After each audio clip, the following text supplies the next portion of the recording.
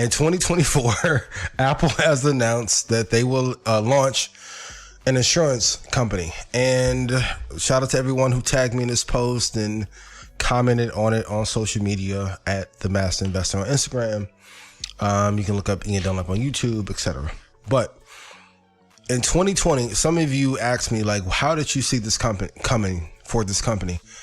And the real formula I will wait to probably give at Market Mondays Live. Please go get your tickets. But the next evolution for Apple, since they have dominated the consumer space, obviously is B2B or enterprise facing project. And what is more important than healthcare? You can argue, if anyone is doing a SWOT analysis and saying, hey, if I had to take out tech out of my portfolio and replace it with something, what sector would I replace it with? And it would probably be healthcare. Eli Lilly is a company that I love. It has performed incredibly well. But if you're looking at the evolution of Apple, how many more iPhones can they release? How many more iPads can they launch? They are now getting to that wearable space to compete against Meta and Zuckerberg. But the real gold mine at the end of the rainbow is the healthcare space. So since they've been gathering our data off the Apple Watch and all of our sleep data and having us more focused on eliminating distractions, even from the iPhone, they've been able to take that data, compile it, and launch a company around that. I believe around 2035 is probably when Tim Cook will retire. If he can get this component done. And I can even argue, for those of you who work in the medical space, for those of you that are doctors and nurses, if Apple gets upset and decides to redesign the software systems inside of hospitals, would it make the process, just let's say for charting alone, easier in comparison to the software programs that you use now? There really only are a few business genres that matter. Health, financial or investing is another. Please put in chat what you think the other top three are based on revenue globally.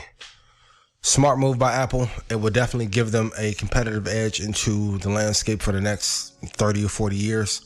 And honestly, since they have not innovated much on the technology side, it's something that they need to move into relatively soon. And I got an amazing question. Is there another way to increase my probability as a trader by using the moving average? Most days I get the direction right. So I'm checking a week, I'm checking a day, I'm checking an hour. Is there anything else that I should do? I've talked about this briefly at InvestFest in Atlanta. But also whatever your day trading time frame is. So if you're using a 20-minute, all of those will need to match up. So like the week chart, day chart, hour chart, and 20-minute chart would need to match up before you're able to execute a trade. Secondly, I know I've said it before, but there's a difference between information that you hear, and I really want us to stop getting high off of new information. I know it feels amazing to get exposed to a new piece of information because the joy that we get from it, the elation that we get from it is amazing. But if you don't apply it, it doesn't matter. The only thing that is going to teach you how to trade is getting in a certain number of trades. And if you have been watching the show for a year or two and you haven't gotten in your 300 trades or 100 trades minimum, now is the time to do so. All your revelation, and honestly, and it's not an attack on this brother or anyone else, but the more question a person asks me about any subject usually is representative of they have not done the work in that space to come up with a conclusion on their own. So is there anything else that you should be looking for? Number one, global macro news. So is the market tending to go up or go down? Is oil this year going up or down? Is corn going up or down? Is wheat and palladium going up or down? Is the value of OnlyFans girls going up or down? Everything has a direction. It's either up or down. There's no in between.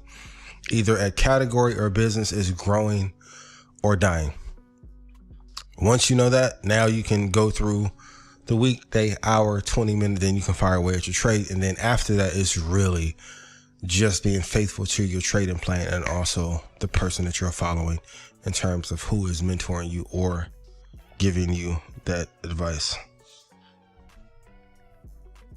And I saw this amazing quote earlier this week. It said, if you do not separate yourself from your distractions will separate you from your goals and the life that you want.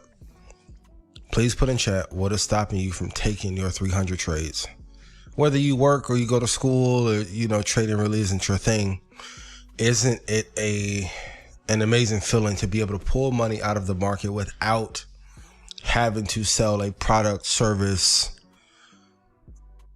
get on a whole bunch of calls, whole bunch of conference calls? Like, it is a skill set that you need to add to. It doesn't have to be your primary thing, as it is for me. I will say you are leaving a lot of money on the table, and you're leaving yourself open to a lot of disaster if you don't have the skill set underneath your belt. A lot of the reason why I don't worry,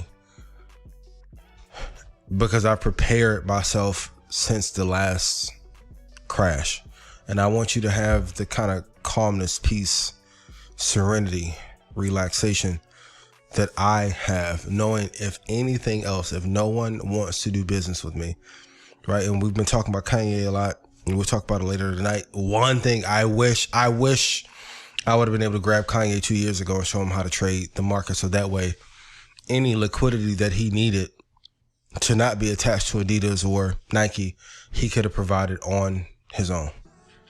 So if you do not know how to learn how to trade, you are always going to be at the mercy of someone else for your liquidity and your financial freedom. And I don't want you to have to suffer that fate. Prices have fallen to one of the fastest paces on record. And I'm not telling you this for doom and gloom, but I want you guys to get used to some of these stats. So from the National Bank Housing Price Index plunged 3.1% in September from August. That's the biggest month-to-month plunge ever. So a year and a half ago, when I was telling you, hey, a real estate crash was going to come, there are ways that you will be able to take advantage of that. And as a market is falling, so for those of you who have not purchased a home yet, or you're waiting to buy your investment property, now will be a good time to start marketing off the prices in real estate the same way you would in stocks if you want to hold for the long term. My graduates from my school being Forbes, bag drop. Bag drop. A mic drop, bag drop. Bag drop.